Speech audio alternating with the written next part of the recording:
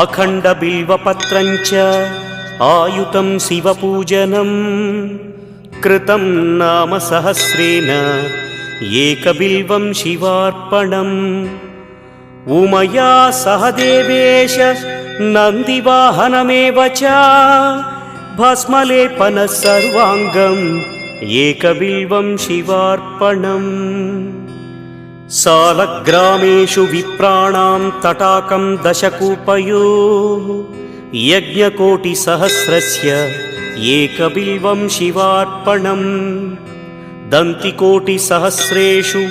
अश्वमेधशतक्रतौ कोटिकन्या महादानम् एकबिल्वं शिवार्पणम्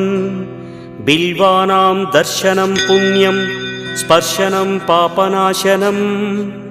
अघोरपापसंहारम् एकबिल्वं शिवार्पणम्।